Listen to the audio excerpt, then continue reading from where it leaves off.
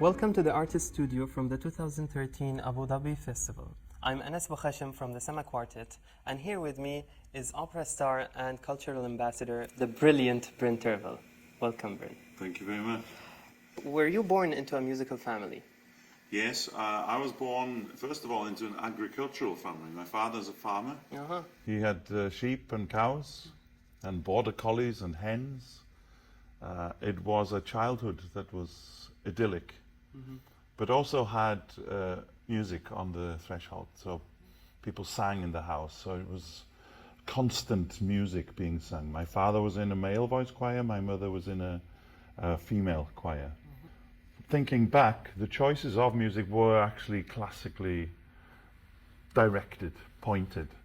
I loved people like Elvis Presley, don't ask me why, Frank Sinatra, Queen, Pink Floyd, all these kind of rock groups, performers that could sing in tune, their diction were exemplary, the style of their music was well thought through.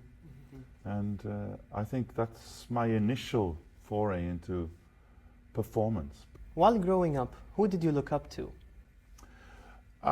Definitely my parents. They both sang. My father has a beautiful bass voice, better than me in some instances.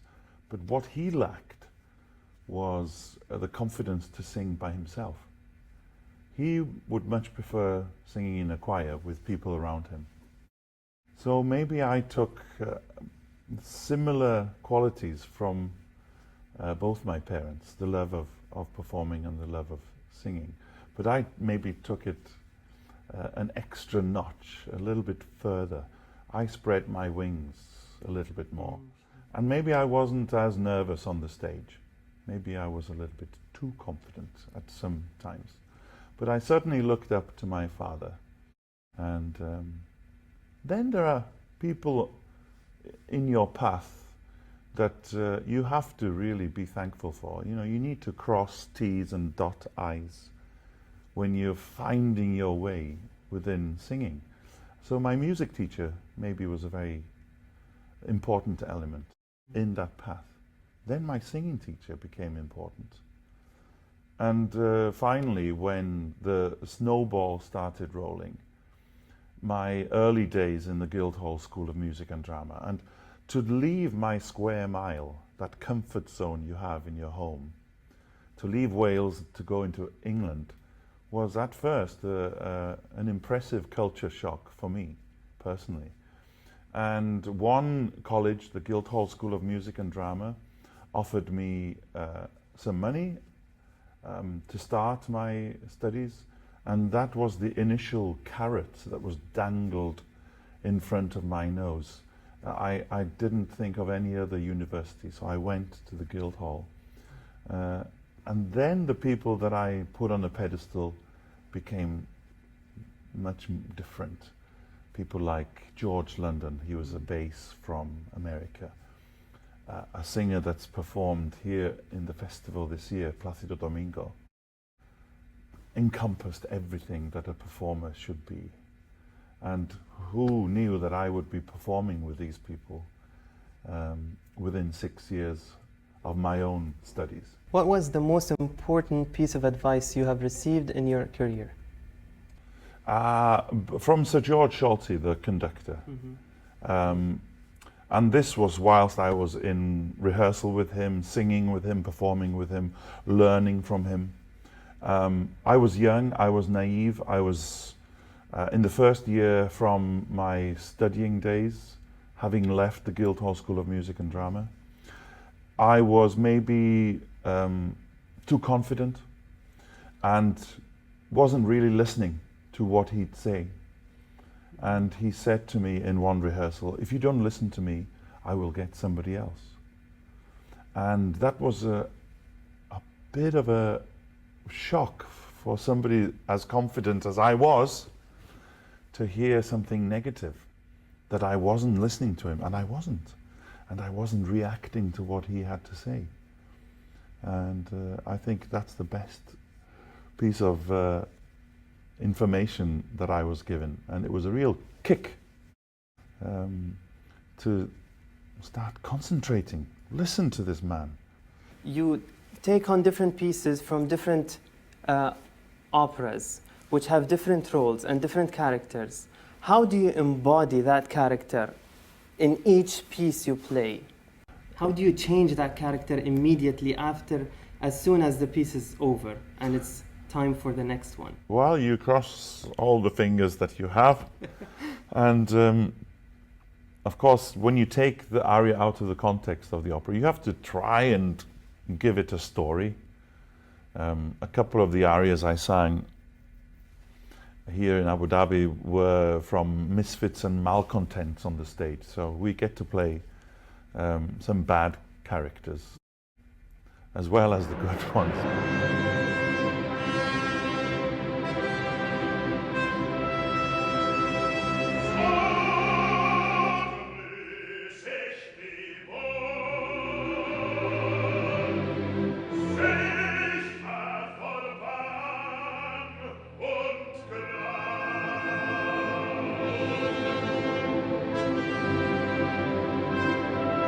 I sang an aria from Boito's Mephistopheles, and you know, it is true that you have to portray something bad on the stage, and all he wants is destruction. But there's an element of fun there as well, because it was called the Ballata del Fischio, where he whistles crazy notes whilst the orchestra is playing magnificent scales. So, and I also sang Dulcamara's aria, which gives you an element of acting. If you bring some drink on the stage, and you know, just something simple that shows a little bit of personality, character. Mm-hmm. Maybe you become too much of an actor. Mm. But you know, light and shade is always very interesting on the concert platform, and engaging with an audience is something that I like to do personally.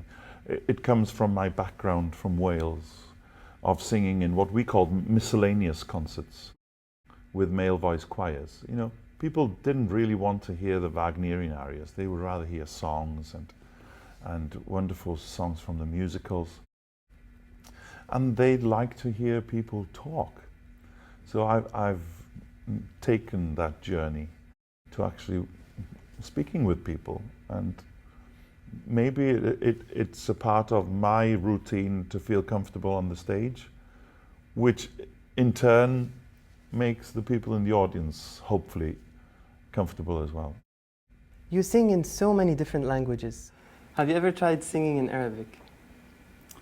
Or thought about it, at least? No, because this is the first time I've visited this wonderful country. So if I return, maybe I will.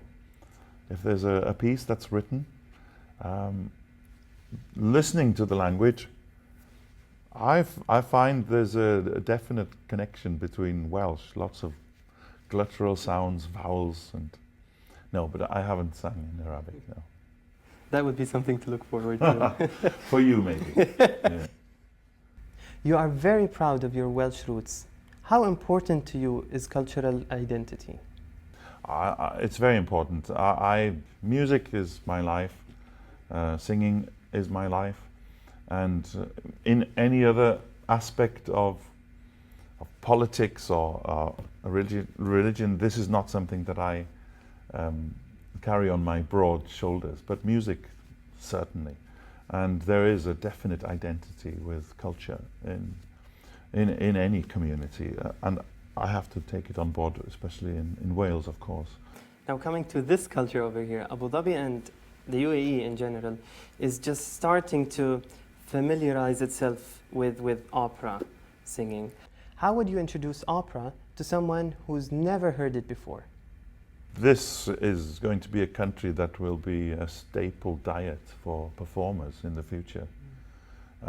Opera houses are being built, and why not? So if opera houses were built here, they could entice the best singers in the world to come here and perform opera. Now, through the Bryn Terfel Foundation, as you have mentioned earlier, you support a lot of young singers. What would you say to young people who are here in the UAE who would want to pursue music? Well, at the moment, my foundation is, if you consider it as a baby, it's still crawling. So initially we have to find the funding to put in. So we've had the first year where I've given 7 grants to young singers. And what advice would you give to the parents of those people of those youngsters who want to be involved? To think I was given the medal for music by the Queen, the second recipient of it. I'm a commander of the British Empire. You know, these things you take on board, but they're a significant part of your career. Just to think, yes, I made the right decision when I left my square mile in Wales to hard work and study and learn songs and operatic repertoire. And it's been all worth it in the end. And hopefully something I can pass on. And if I can say something to their parents to make their worries in time, you know, why did you actually worry about it? Well, Bryn Terfel, it was lovely having this talk with you this afternoon, and I wish you all the best of luck. Thank you very much. Thank you.